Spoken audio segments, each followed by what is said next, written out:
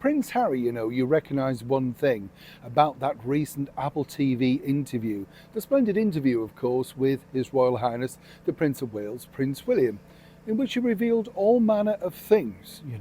It was a real intensive chat in many respects, and all the made better really by the simple chat in the pub over a pint. But behind it there was a lot of steely determination that many haven't picked up on.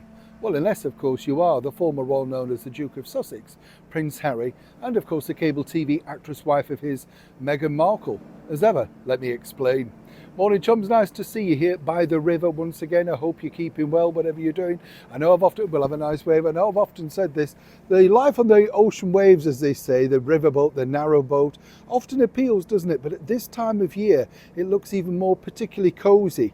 But I know a lot of these wonderful ladies and gents that I meet by the side of here work so hard to make it look like that. They have a very hard life because of all those things to do that you and I take for granted if you live in a house. Well, if you're lucky enough, of course, and your roof hasn't blown off with Storm Amy. I'm not laughing, but you know what I mean. Wherever we turn, there's always something else, isn't there? No electric, no this, no gas. Suddenly, I mentioned recently, didn't I, that about the water bill that I got, and I couldn't believe that apparently I'm charged for the water that falls out of the sky and then goes down the drain that's been blocked forever because the council can't be bothered to come and unplug it. Maybe if I did it, I could send them the video. They could put that on YouTube to teach some of the staff. That's where it's got to. You get the picture. It's a little bit like this particular story that really is fascinating in many respects because, a lot of people talk about the change of the monarchy, and when we lost our brilliant Queen Elizabeth, people forget that she had one of the longest reigns, if not the longest reign of ever, of a British monarch, and she was our sort of steady and steadfast person. Nobody knew, unless you were, a certain age, any other monarch. That was the thing. Everybody had known Queen Elizabeth. And as I said, when I was going to school, being very young, we walked past a big portrait of the Queen every single morning, and you were very aware that she was the monarch. And it was a beautiful portrait, which I still think, and whether you agree with this or not, it should be up in every single school across the United Kingdom as a simple mark of respect, whether you agree with His Majesty the King or not. But it was this, you see, that Prince William decided to, shock a lot of people because he talked about things of change, how things would change and all that sort of stuff. And people would sort of say, oh, he's going to be radically different. Well, the problem that you have, and here's where it gets interesting, because obviously having excellent contacts and sources, I can tell you the plans a little bit more about what he wants to do. And this is about really rationalising the royal family, making sure that the sort of deadwood, as some people might suggest, is not there. And a lot of people that have caused a lot of havoc, a lot of grief, including the Duke and Duchess of York, that's seen as a bad sort of turn for Prince William. And let's not forget the ubiquitous Markles across the pond. They are a negative aspect simply because everything they do derides away from the good work, the charitable work, the endeavours, the sort of things that William and Catherine are doing independently.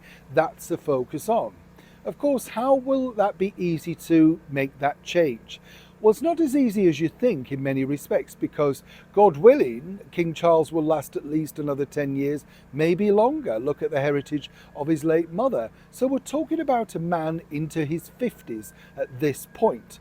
Now, I'm not deriding Prince William, as you know, I'm a huge fan, but everybody knows as you get into certain decades, things don't become as, driven as you were, say, in your 40s, 20s, 30s. It's just human nature, right? And so consequently, one might suspect that these radical changes would fall upon the likes of Prince George, who obviously one day would inherit this stuff. And behind the scenes, sources tell me, particular senior courtiers, that every monarch wants to change everything. Let's not forget the brilliant Duke of Edinburgh, His Royal Highness Prince Philip, pushed hard and fast to change everything. But even he came up against the formidable Queen Mother, right? Queen Elizabeth, and of course Queen Mary, two formidable women, and he couldn't do that.